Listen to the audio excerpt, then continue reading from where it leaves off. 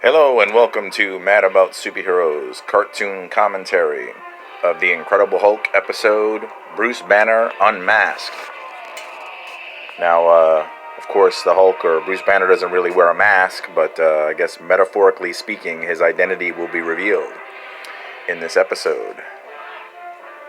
I said before on previous cartoon commentaries of the Incredible Hulk, the Hulk has always been, as far back as I can remember, one of my favorite superheroes, one of my favorite Marvel Comics characters. When I was a kid, he was my favorite, but as I got a little bit older, it became too hard to decide or to pick a favorite. There's so many great characters in the Marvel Universe. Spider-Man, Wolverine, the Punisher. I can go on and name characters for the 22 minutes the episode lasts, but what fun would that be? And again, said before, great opening sequence. Most 80s cartoons, always had that. It's kind of a thing that's become almost obsolete, where cartoons and even just live action shows, they just kind of have the title of whatever it is, and then it just starts. So that's kind of sad. So it's cool. That's why I always put the intro. Whenever I do a cartoon commentary, I always put the intro in there because it's just a part of it. It's I never get sick of watching the intros. There's a lot of when you watch stuff on streaming, there's the option to skip the intro. I rarely do because for me, it's a big part of it. So that was cool. We had some nice footage there of the Hulk doing his thing, rampaging out, hulking out, and. General Ross, is on his usual bent of, we gotta get the Hulk. We gotta stop the Hulk. That's his lot in life. That's his mission. And I don't think he's been in previous episodes, but he kind of they don't use him very much in this episode. He's in a little more. They always kind of breeze by his character, so sorry about that in previous episodes, but I thought I should bring him up, because I failed to do it in the past couple of episodes. Although I don't think he made a very brief appearance in the Enter the She-Hulk episode, where he was just on like a view screen. So, but he's a little bit more prominent in this episode. And now we have the villain of the episode showing up here, the Puppet Master, who, again, it's all in the Marvel Universe, so, they always share characters, but he's more of a Fantastic Four villain. He appeared back in the 60s. I think it was the issue number 8 where he made his first appearance in Fantastic Four with his stepdaughter, Alicia Masters. And famously, Alicia Masters is a blind character, and she's a sculptress, and she hooks up with the Thing in the Fantastic Four comics. They have a relationship, a romance. Which is nice, and then a little bit later on, she has a connection with the Silver Surfer. There's the famous Coming of Galactus storyline in the Fantastic Four, and for anyone who doesn't know, Silver Surfer was Galactus's herald, and when Galactus was going to devour the Earth, he was going to eat the Earth. Silver Surfer was working with him, but then Alicia Masters was integral to turning the Silver Surfer around and showing him, humanity's worth, and there was more to, people, but back to the Hulk. I have to digress. I'm going down a rabbit hole. And now they're always developing these new weapons, Major Talbot and General Ross, to combat the Hulk. And they were just doing a practice run there on on like a Hulk dummy. It's going to be a lot different against the real thing, right? You can use your rays and weapons to work on statues, but it's going to be a lot different against the real thing. And they've got this gizmo that Betty and Bruce are working on, that General Ross has tasked them with. That they're supposed to figure out who the secret of the Hulk.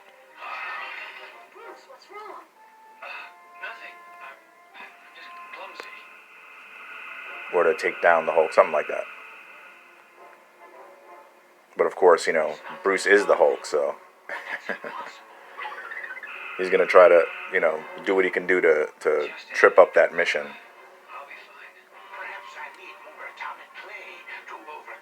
And the puppet master here, he's talking about his atomic clay that he uses to take over, you know, anybody that he makes a clay statue of. He can control them, which is cool. And now we've got Rick Jones showing up here with some of the other supporting characters, Rio and Rita. But I don't believe, or I think they were characters that were just created for the cartoon series. I don't remember them in the comic books of the era when this came out in the 80s. But it's funny how Rick Jones is a very prominent and popular character in the comic books. You know, tied to the Hulk's origin, was the Hulk's you know, like partner or sidekick, however you want to put it. But he's never made any appearances in like in the 70s in the live action TV series and in any of the movies. You know, the Marvel universe or the MCU that's going on right now. He hasn't been in any of the films. And again, very tied to the Hulk's origin. So you think that they would have thrown him in there in, you know, one of the iterations, but you know, hasn't shown up in the Marvel universe yet, or the MCU, I should say. Even in the She-Hulk TV series. I mean, that's still going on, so maybe, but I don't think so. So that strikes me as a little odd. You know, he's a great character, has a rich history.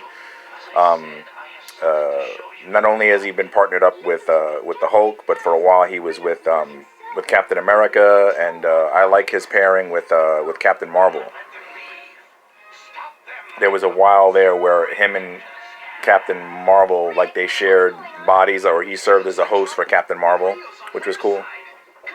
But again, that's a whole other rabbit hole, you know. But that's the Marvel Universe. That's what makes it so much fun. There's all these ties to the characters, you know. So now the Puppet Master is controlling a lot of people in Mesa City. And it's kind of like an invasion of the body snatchers situation going on. That's what the episode feels a lot like. It feels like that movie. Like I saw the one from the 80s with Donald Sutherland, but that was a remake of a movie, I think, from the 50s or the 60s. And I've maybe only seen the original one once, but I've seen the one from the 80s a lot. And they more recently did a version in the early 2000s. I think it was just called Invasion, with like Nicole Kidman and what's his name, Daniel Craig, the more recent James Bond. But so that's what this episode reminds me of. It reminds me of like Invasion of the Body Snatchers. And now we have the first Hulk out of the episode.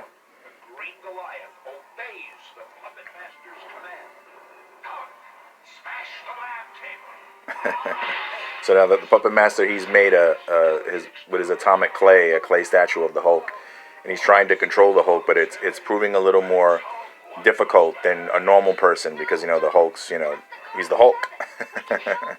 But he's trying to talk him down. And there's that dual identity thing where, you know, even though Bruce Banner changes into the Hulk, it's like an alter ego, or like if you have split personality, it's like another personality, like an alter inside of him. So they're actually like different people. So the Hulk is always saying how he hates Banner, and Bruce is always trying to cure himself or get rid of the Hulk personality. So even though they share the same body, there's always that conflict between them. And there was a comic that was in the 80s. I think Bill Mantlo was the writer, where he incorporated this thing of that it was due to childhood trauma, and that there was this other personality, Hulk's or Bruce Banner's rage or his anger was like an alter ego already before he became, you know, before he was hit with the gamma rays and he became the Hulk. And then it manifested into this whole you know, other personality. That's why the Hulk it was already there inside of Bruce. I don't know if I'm explaining that all that well, but and then they revisited that more recently. I'm not too familiar with the more modern stories. I don't really collect a lot of modern comics, but I am familiar with what goes on. I always try to check in and, you know, and keep up with, you know, what's going on, but I don't necessarily collect a lot of modern comics. And that was the part there that just went by where he changed back in front of General Ross and Betty, and they discovered that Bruce Banner is the Hulk, hence the title of the episode, Bruce Banner Unmasked. And now the Puppet Master's got cameras everywhere, so he can, peek in on everybody and find out what's going on. If he changes to the Hulk, it might hold him. Well, it's a cinch none of the security cells will.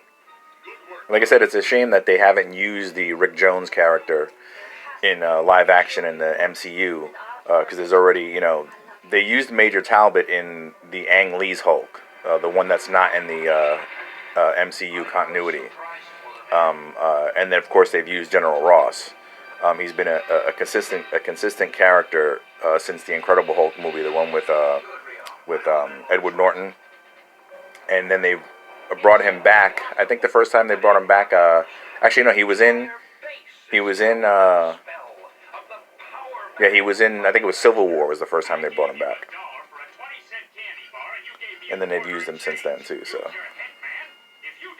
And again, in the She-Hulk series, they brought back the Abomination from the Incredible Hulk movie. So I think Rick Jones needs his, he deserves his day, is what I'm trying to say, I guess.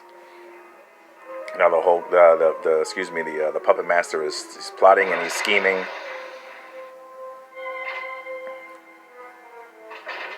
And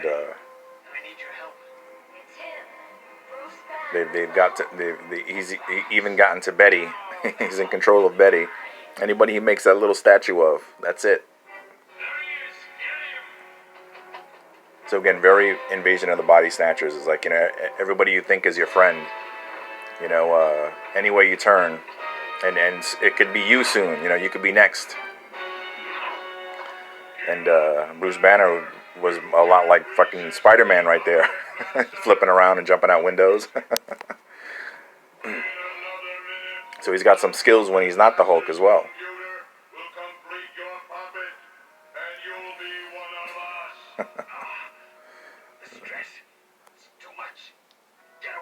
I like this. He does a little fake out, acting like he's gonna transform into the Hulk, and everybody freaks out.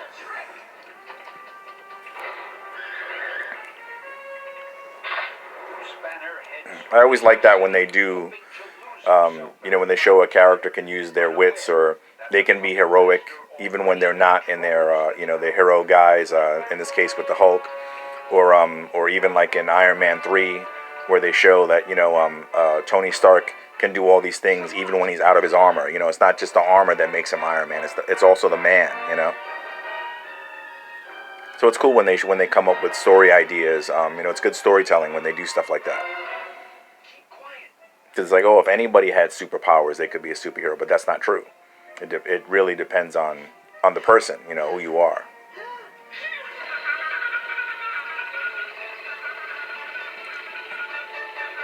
And they always have to come up with an excuse. Of course, Rita, they were trying to hide, and Rita sneezed, so it gave their position away. And now they've got a team up. Rick Jones teamed up with Robbie the Robot to create a distraction for them to get away.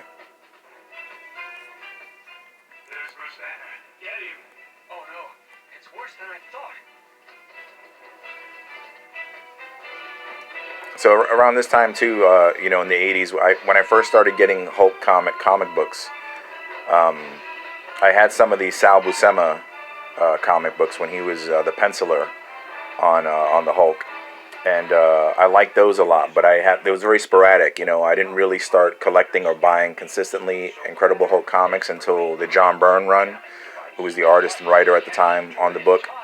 I was always a big fan of John Byrne. Big John Byrne mark. Anything that he would put out, I would try to snatch up, and buy.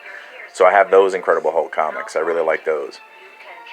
And then when he left, I was out of it for a little while, and then I really got back into it when Todd McFarlane took over as the penciler on the book. A lot of times what would motivate me to buy a comic book was the artist, because I like to draw myself, and I was very into the art. That's one of the big selling points when you buy a comic book is the art on the cover. So the artists would always draw me in like they were supposed to. So I was a big fan of the Todd McFarlane. Todd McFarlane is more known for his Spider-Man work, but and I do like that. But I'm more of a fan of his Incredible Hulk artwork.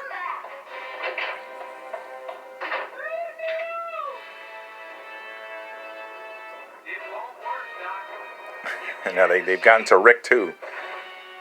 Nobody's safe in this episode. Every time thinks he's got an ally, it turns out to be an enemy. So they're having a little power struggle here. Bruce has used his scientific genius to create these headbands that will interfere with the puppet master's signal from the atomic clay, so that people can, fight his, his power to take them over.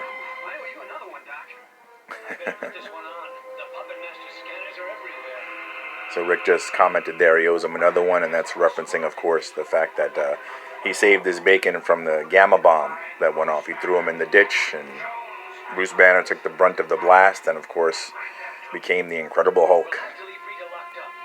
Or it awakened his alter ego that was already inside of him. Well, they don't really go, that's more of a comic book thing. They don't go into that in these episodes.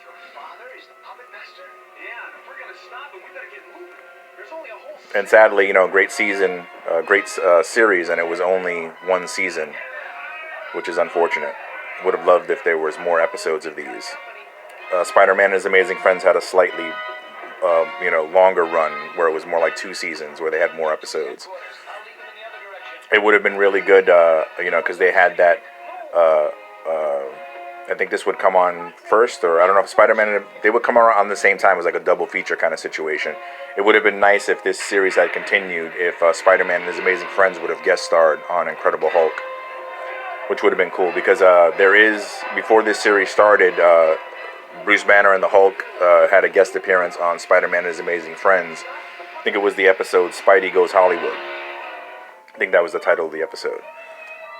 And oddly enough, on that show, on the Spidey Goes Hollywood episode, when Bruce Banner turns into the Hulk and his clothes rips, and then he changes back to Bruce Banner, his clothes are still ripped. But in this show, like I've mentioned before, and a lot of people already know, when he reverts back to Bruce Banner, his clothes are intact. They're not ripped, they're just fine. Probably, I don't really know if this is the reason, but maybe it was because, kind of a lazy writing situation. They'd always have to come up with ways or reasons from, like, how he gets his clothes back. He'd have to, get to his, apartment quick and change back into clothes, or steal them or something. So they didn't want to come up with those kinds of reasons. Maybe that's why. It's just easier to just have him change back with his clothes on, which they similarly do in Spider-Man and His Amazing Friends with Iceman and Firestar. They, when they change, presumably their clothes would rip because of their powers, but same situation. Now we got Bruce Banner. He's freaked out. He's turned into the Hulk, and maybe he did something so that when he changes, the headband would stretch so that it didn't break. So the Hulk still has that defense from the puppet master, that he created that device to interfere with the signal. So we got a great Hulk out sequence happening here. No one escapes, except for General Ross. General Ross just ran back inside the building before he had a chance to throw them off the steps there. And of course, they landed safely into a pool. And again, I mentioned Alicia Masters is a sculptress, and all the sculptures in here are awesome. You got Magneto, Doctor Strange, Ultron, Spider-Woman, the Angel, Wolverine. It's like Iron Man there in the background. That's cool. Little nods or Easter eggs. If you blink, you can kind of miss it, but that was really cool. Of course, the Wolverine statue that he smashed last. Wolverine has ties to the Hulk as well. He made his first appearance in Incredible Hulk comics. I think it was 181 was the first appearance, and then the full appearance was 182. But it was like Hulk fighting Wendigo, and then they introduced this new character like on the last page, and then Wolverine is in the mix. Very cool. I mentioned Todd McFarlane before. There's that classic Todd McFarlane cover of the Incredible Hulk, where Wolverine's, it has his claws out, and the reflection of the claws is the Incredible Hulk.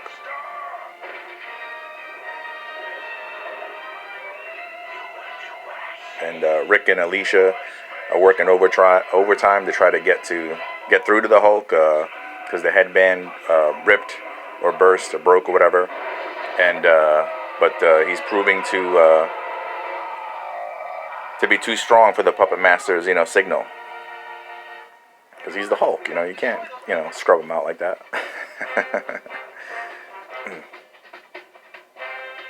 So yeah, the madder Hulk gets, the stronger he gets, right? And that's something that they didn't really do in the live action series, which when I was a kid it always baffled me why it was so different from the comic books or the cartoons. I guess they were trying to make it a little more grounded, not to have him be so powerful. But of course, I love the comic version or this cartoon version is the best representation. But I always love when they would do that too, where the Hulk would dig his fingers in, like he's climbing on the side of the building and he's digging his fingers in to climb up. Very cool. Very cool use when they come up with ways that they use their powers, or in this case the Hulk's incredible strength. And now Rick has used some knowledge and abilities that he got from Bruce Banner of computer programming, and he's destroyed the Puppet Master's devices. So the Puppet Master no longer has control over the people in Mesa City, and he's trying to make a great escape in this helicopter. But we know that's not going to go over too well. he's pissed off the wrong guy. That's right, you can't escape Hulk. But it's not going to stop him from trying. So I like this bit here too, where he's grabbed onto the helicopter and he's holding onto the side of the building. It reminds me of I think it was Captain America: The Winter Soldier, where Steve Rogers does that, where he's holding onto the helicopter and the same thing side of the building. And he's showing off his awesome physique. All these guys now, when they take on the role of a superhero, they get super buff. Which they should. They should be more representative of what the character looks like in the comic book. So they got to work out.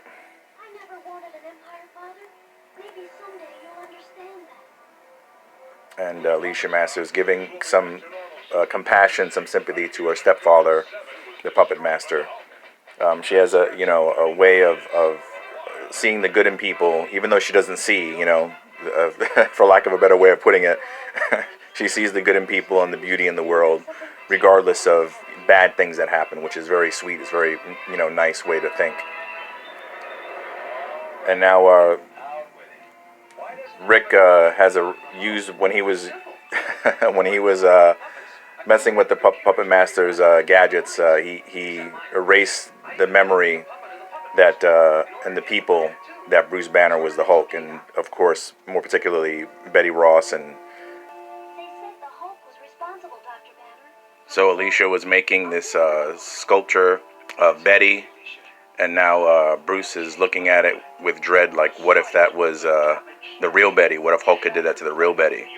But of course, the Hulk would never do that. He's kind of a gentle giant, right? But it's kind of like the saying, don't poke the bear. And that's pretty much the episode. Thanks for checking it out with me. Always fun to revisit Incredible Hulk episodes. And I appreciate everybody for checking out these cartoon commentaries with me, helping the channel grow. More specifically, I'd like to take a moment to give a shout out to Anthony Chobot, who always, is one of the first to watch and to share the videos, and I appreciate that, man. Thank you. Thanks for letting your geek flag fly with Mad About Superheroes, and we'll see you on the next one.